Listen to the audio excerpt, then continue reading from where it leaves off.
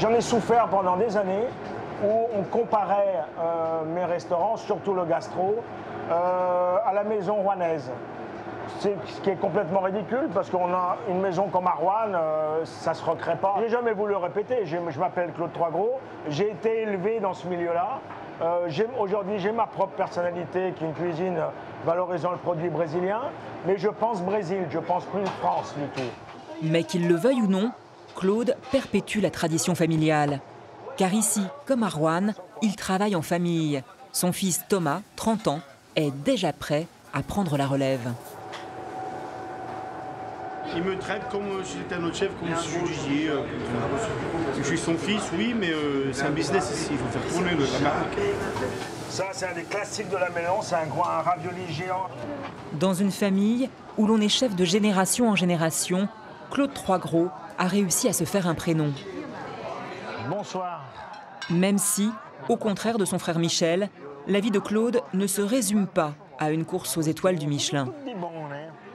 Propriétaire du restaurant le plus renommé de Rio, Claude n'est pas seulement un professionnel de la cuisine. C'est aussi un homme d'affaires à la tête de 3 autres établissements et de 200 salariés. À 57 ans, il est loin de vouloir lever le pied. Pardon, tudo bem? Vem cá, você está vindo lá para ir? Tô chegando. Pode ser, mas eu acho que não dá, seria bobagem da nossa parte a gente investir num lugar na Place da Bandeira, do lado do Sheraton, né? Então tá, eu tô chegando aí.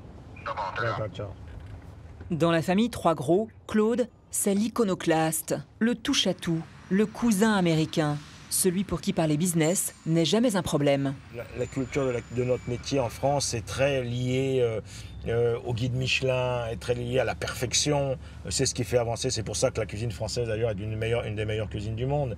Et moi je dirais que ma formation a été la France, donc ce côté perfectionniste.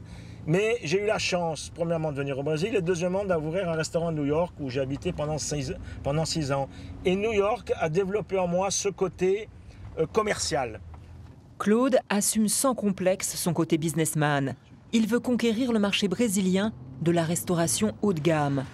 Pourtant, à ses débuts, le pari de l'héritier exilé était loin d'être gagné. Tout a commencé ici en 1982. Au pied de cette tour d'un quartier populaire et sans charme. Après avoir travaillé 2 ans pour Le Nôtre à Rio, Claude veut tenter sa chance. Il investit toutes ses économies dans ce petit bar-restaurant. Ah, tu vois, ici, c'est ma première affaire. Il y avait 30 mètres carrés avec une toute petite cuisine. On n'avait pas la terrasse, hein. Donc, c'était là-dedans. Tout se passait là-dedans. Là, il y avait une espèce de petit bar où ma femme faisait ses drinks, et le reste, c'était là, 18 personnes, très serrées, avec des tabourets. Et la cuisine était plus ou moins la même, c'est-à-dire très petite. Ça me donne des larmes aux yeux, je dirais, parce que c'est là où tout a débuté. Vous savez, je vais me mettre à chialer. Mais c'est là où tout a débuté, quoi.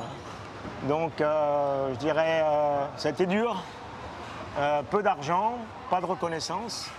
À l'époque, Claude doit braver l'interdiction paternelle, car le projet d'expatriation de son fils ne plaît pas du tout au patriarche. Papa n'a jamais bien compris pourquoi je restais au Brésil.